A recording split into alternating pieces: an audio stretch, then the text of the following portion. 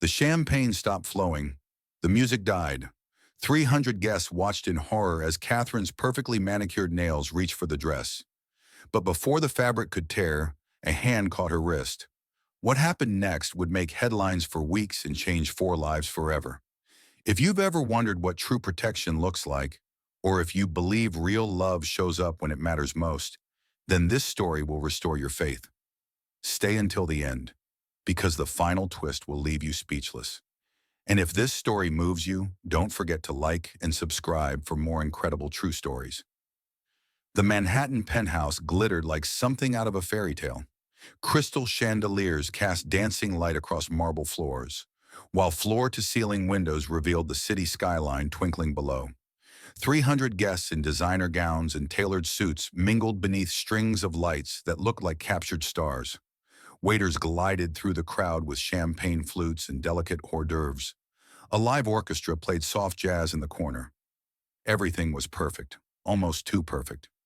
At the center of it all stood Isabel Turner, 28 years old and radiant in a custom emerald gown that hugged her figure before flowing to the floor like water.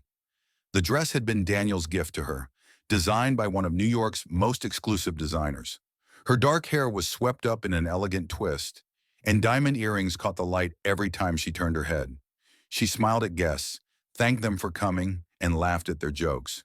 But if you looked closely, really closely, you'd see the tension in her shoulders, the way her fingers fidgeted with her clutch, the quick glances she kept throwing toward the entrance. This was Isabel's 29th birthday party, thrown by her husband, Daniel Turner. Daniel was one of New York's youngest billionaire CEOs, a self-made success who'd built his tech empire from nothing. At 34, he was tall and commanding, with sharp features and intense blue eyes that missed nothing. He'd spared no expense for his wife's celebration, wanting to give her a night she'd never forget. He just didn't know yet that it would be unforgettable for all the wrong reasons. The truth was, Isabel hadn't always lived in penthouses and worn custom gowns. 2 years ago, she'd been a struggling art teacher at a public school in Brooklyn, living in a cramped studio apartment and eating ramen more nights than she cared to admit. She'd met Daniel at a charity art auction where her students' paintings were being displayed. He'd been moved by her passion for her work, her genuine care for her students, and the way her whole face lit up when she talked about art. She'd been equally captivated by his intelligence, his drive, and the surprising gentleness he showed beneath his businessman exterior. Their romance had been swift but genuine. Daniel had pursued her relentlessly, showing up at her school with coffee, taking her to small neighborhood restaurants she loved instead of fancy establishments, listening to her dreams and fears. Within a year, they were married.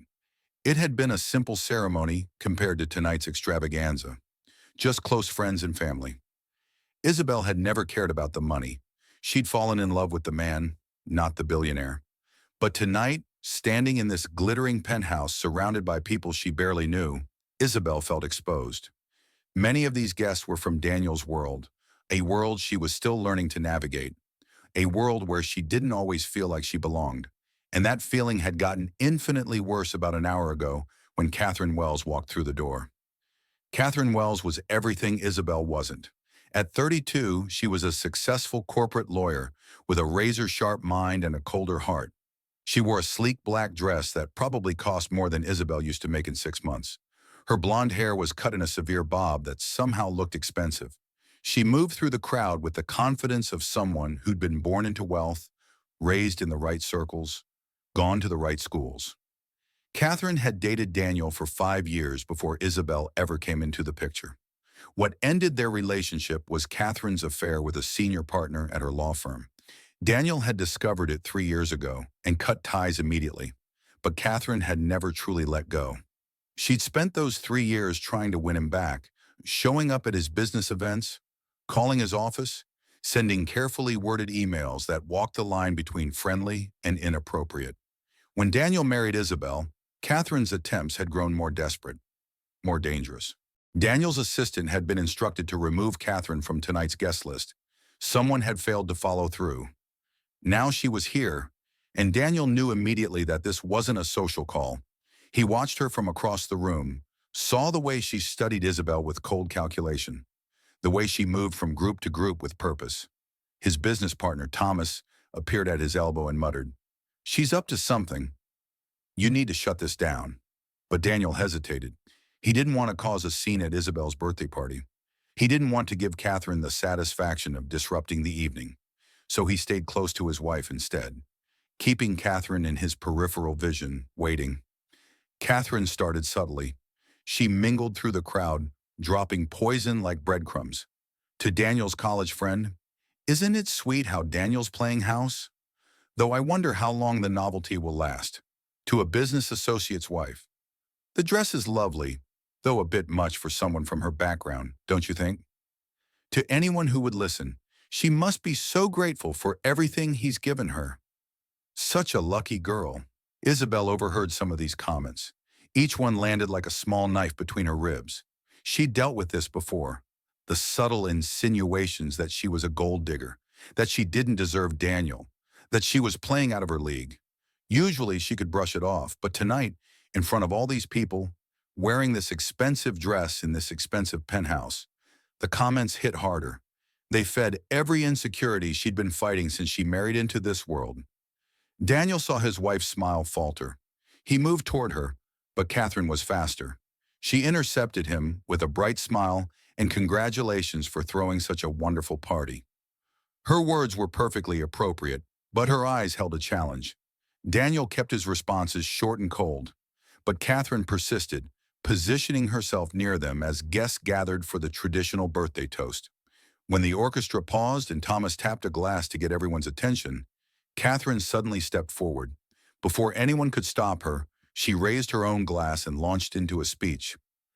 "I just want to say," she began, her voice carrying across the silent room, "how wonderful it is to see Daniel so happy.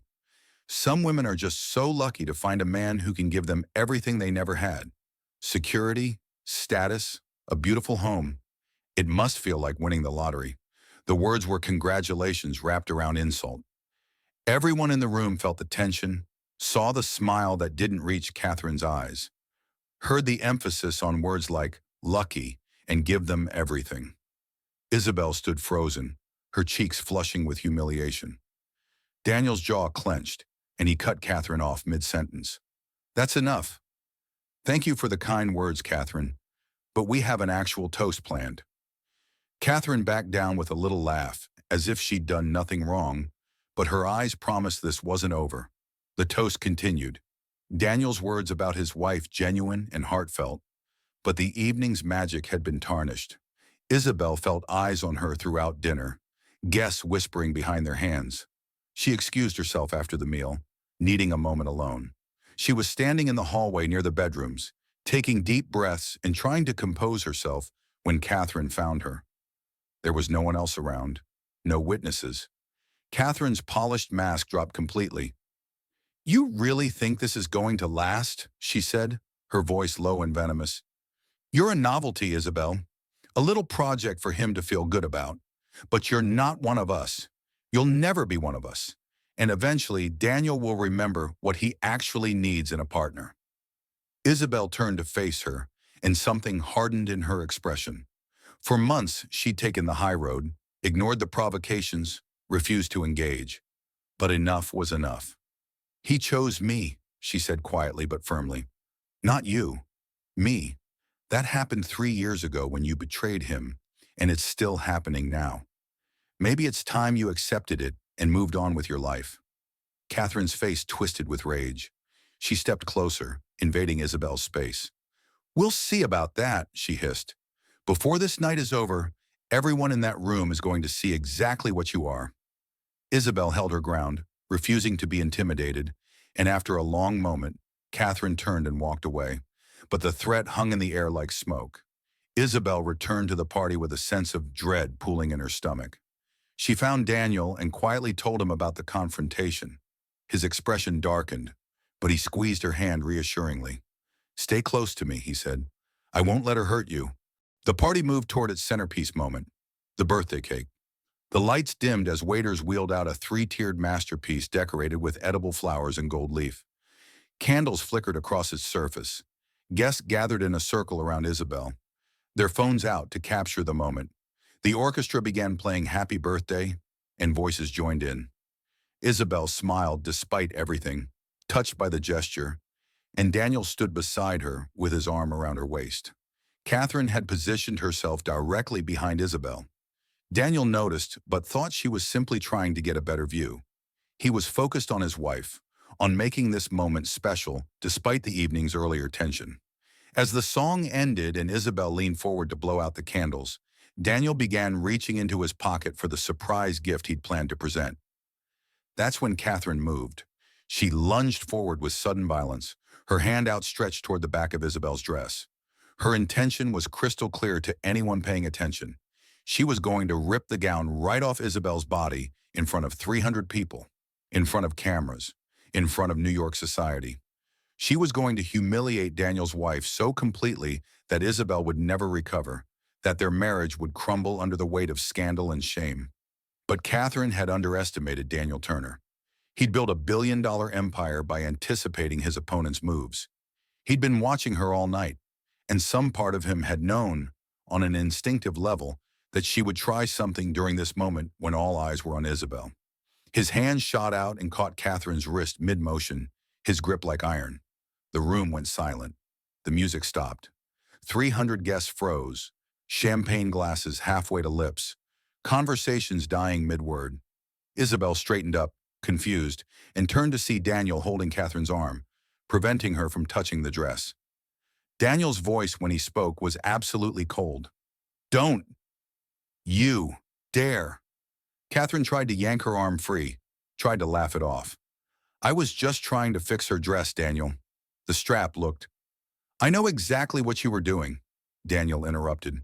His voice wasn't loud, but it carried. Every person in that room heard him.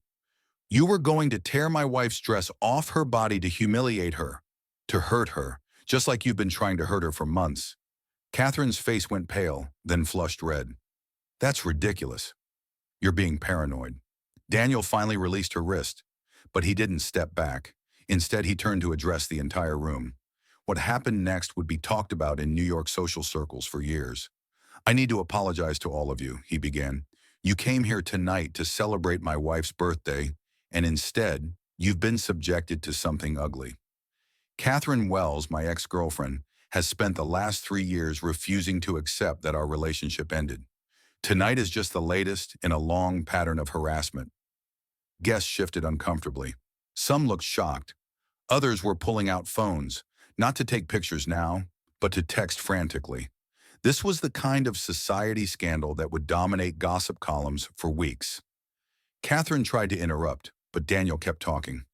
"Most of you don't know this, but Catherine and I broke up 3 years ago when I discovered she was having an affair with a senior partner at her firm. A married man. That wasn't what hurt the most, though. What hurt was that she'd been using information I'd shared with her in confidence, business strategies, merger details, and passing it to her lover to help his clients. She betrayed my trust personally and professionally." Catherine's face had gone from red to white. She was shaking her head, but her protest sounded hollow. Daniel continued, his voice steady and relentless. "Since then, she's called my office over 200 times. She sent more than 500 emails and text messages. She's shown up uninvited to business events, charity galas, and private dinners. She spread false rumors about my wife to anyone who would listen, trying to damage Isabel's reputation. She's told people that Isabel trapped me into marriage, that she's stealing from me, that she's cheating on me. None of it is true. All of it is documented." The room was utterly silent now. Every eye was on Catherine, who looked like she wanted the floor to swallow her. "You're lying," she managed to say, but her voice lacked conviction. "I have the phone records," Daniel said quietly. "I have the emails. I have witnesses who've heard you spreading rumors. I've had a private investigator documenting your behavior for the past year because it escalated after my marriage. You know why I stayed quiet? Because I hoped you'd eventually move on. Because I didn't want to embarrass you publicly. Because I still had some shred of respect for what we once had. But tonight, you crossed a line. You tried to assault my wife in front of 300 witnesses." Security guards had appeared at the edges of the room, summoned by Thomas with a quick text. Daniel gestured to them. "Catherine needs to leave, now, and she won't be welcome in this building or at any event I or my wife attend ever again. As the guards approached, Daniel delivered the final blow. There's a restraining order being filed tomorrow morning. My lawyers have prepared a civil lawsuit for defamation, harassment, and corporate espionage related to the information you leaked 3 years ago. Your firm will be receiving notification as well. I suggest you get a very good attorney. Catherine tried one last time to protest, to appeal to him, to claim he was overreacting. But the evidence was overwhelming, her guilt obvious to everyone watching. As security escorted her toward the door, she turned back with tears of rage streaming down her face. "You'll regret this," she shouted. "All of you will regret this." The door closed behind her, and for a long moment, no one in the penthouse moved. Then Daniel turned to his wife, his expression softening completely. He took both her hands in his. "I'm sorry," he said, loud enough for nearby guests to hear. "I should have dealt with this sooner. I should have protected you better. I was trying to avoid drama, but that was wrong. Your safety and dignity matter more than avoiding a scene." Isabel's eyes were filled with tears, but she was smiling. She pulled him into a tight embrace, and the room erupted into applause. Genuine applause. Several guests approached to apologize to Isabel for believing Catherine's rumors, or for not speaking up about her behavior. The party's atmosphere shifted completely. What had been tense and uncomfortable became warm and supportive. The rest of the evening became the celebration it was meant to be. Isabel cut her cake. Daniel gave his gift, a donation to her old school's art program in her name, enough to fund it for the next decade. They danced together while guests cheered. People who'd been cold to Isabel earlier now treated her with warmth and respect. The truth had set everyone free, but the story doesn't end there. The consequences for Catherine were swift and severe. By the next morning, video clips from the party had spread through New York's social circles. Catherine's law firm launched an internal investigation into her conduct and the old corporate espionage allegations. Within a week, she was suspended pending review. Within a month, she'd resigned under pressure. Her reputation in New York legal circles was destroyed. The restraining order was granted immediately. The civil lawsuit moved forward, though Catherine eventually settled out of court for an undisclosed sum that Daniel donated entirely to women's shelters. Catherine left New York entirely, relocating to Los Angeles where no one knew her history. Her social media went dark. She disappeared from public life completely. For Daniel and Isabel, the incident became a turning point. Isabel stopped questioning her place in Daniel's world. She realized that true belonging wasn't about money or background. It was about being loved and protected and valued. She enrolled in graduate school to get her master's in fine arts. She began painting again, something she'd abandoned when teaching took all her time. Her first gallery, showing 6 months later, sold out completely. Daniel's business continued to thrive, but he made changes too. He cut ties with anyone who'd enabled Catherine's behavior or spread her rumors. He became more present in his marriage, less willing to let work consume him.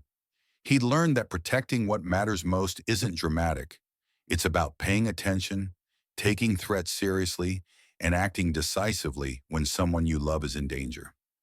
The biggest change came 9 months after that birthday party. Isabel was pregnant with their first child. As they prepared the nursery together, painting the walls a soft yellow, Isabel turned to Daniel and said, "Thank you for that night, for standing up for me, for not letting her tear me down." Daniel set down his paintbrush and pulled her close.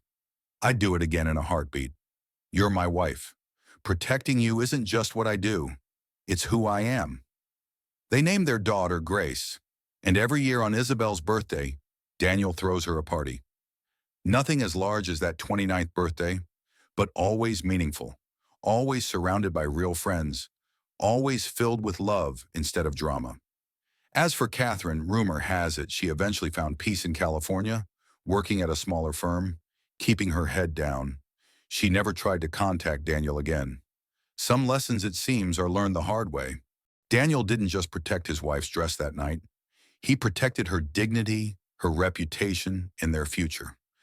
Real love isn't just about the good times.